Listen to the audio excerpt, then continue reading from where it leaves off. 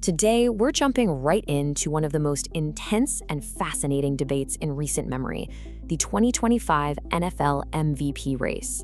This was a true clash of titans that split the football world right down the middle.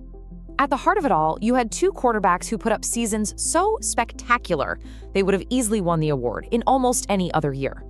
But they had to go head-to-head, leaving voters with an absolutely impossible choice between two totally different yet equally valid definitions of greatness. So how do you even begin to choose? On one side, you got Matthew Stafford, who built his case on pure historic production. And on the other, Drake Maye, who put together a season of efficiency like we've never seen before. It's the classic debate, right? Raw numbers versus advanced metrics, production versus efficiency. So let's start with the veteran, Matthew Stafford. We're gonna break down the case for the production king, a case built on just pure, overwhelming volume and statistical dominance. The guy was a machine. I mean, look at this. Stafford's dominance was just total. He didn't just lead in one category. He captured the quarterbacking triple crown, leading the NFL in passing yards, passing touchdowns, and touchdown to interception ratio. You do that, you're immediately in the history books. And speaking of the history books, what Stafford pulled off? Well, it wasn't just great for this season. It was all-time stuff. He put himself in some seriously elite company. Okay, just to put this into perspective for you, think about this. QBs with over 45 touchdown passes and less than 10 interceptions. The list is Tom Brady and Aaron Rodgers. That's it. That's the whole list. And here's the kicker. Every single time a quarterback hit those numbers before, they won the MVP. It's about as close to a lock as you can possibly get. But like I said, this was not an open and shut case. Far from it. So let's flip over to the other side of this debate and see how Drake Maye built his own powerful argument, not with volume, but with just surgical precision. So while Stafford was racking up those huge counting stats, Maye was just owning the efficiency metrics. He led the league in completion percentage, yards per attempt, and overall passer rating. What these numbers tell you is that this is a quarterback who got the absolute most value out of every single dropback. He made every single throw count. And this is where things get really fascinating.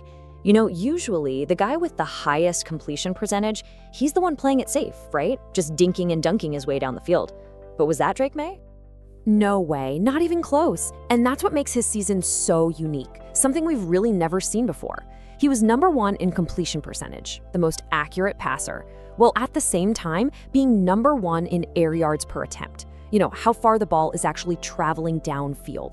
So think about that. He was throwing deeper than anyone in the league, and he was completing passes more accurately than anyone in the league. Nobody had pulled that off in 20 years. He wasn't just efficient, he was aggressively, mind-bendingly efficient. All right, so we've got two legitimately historic seasons on our hands. But you know how these MVP debates go? They always come with the what-ifs and the yeah buts. So let's dig into the biggest counter-arguments for each guy and see if they actually hold up. So the two big narratives you probably heard were these, right? For Stafford, his supporters were all pointing to his much, much tougher schedule. And for Maye, his fans would fire right back that he did everything he did with a way weaker supporting cast. Most analysts kind of looked at these two things and said, they basically cancel each other out. But let's actually look at the data. And yeah, at first glance, the strength of schedule argument, it looks like a total slam dunk for Stafford. I mean, against teams with a winning record, he was 5-3, with an insane 22 touchdowns to just 2 picks. Maye, on the other hand, 1-2 with only 2 touchdowns. So case closed, right? Well, not so fast. And this is where the debate gets really interesting. Because, you see, a team having a good record isn't the same thing as having a good defense. The real question is, who actually played against the tougher defenses all year?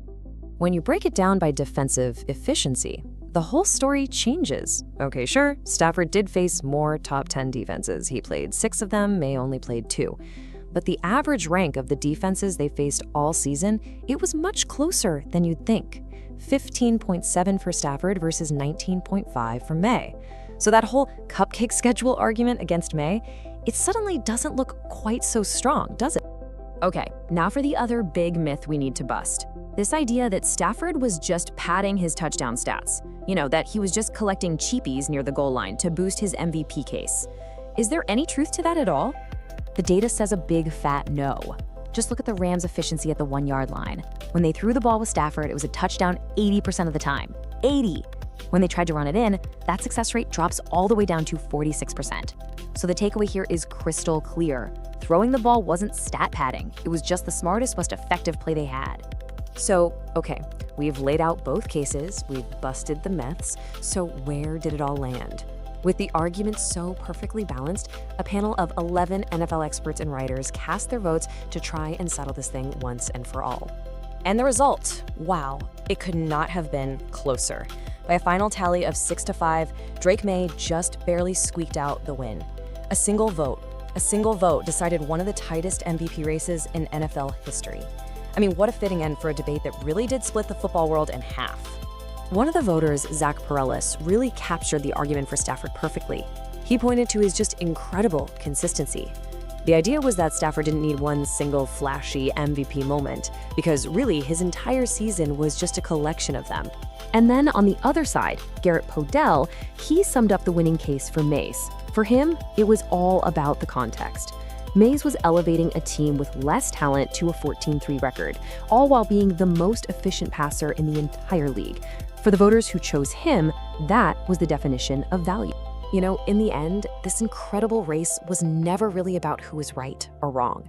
It was just this rare chance to watch two absolute masters at work and to appreciate two totally different but equally brilliant definitions of what makes a quarterback great, playing out right in front of us. And that really leaves us with the ultimate question, doesn't it? What does most valuable truly mean? Is it the player with the most staggering, historic production, or is it the one with groundbreaking, unprecedented efficiency? There's no easy answer here, and honestly, that's exactly what made this debate so unforgettable.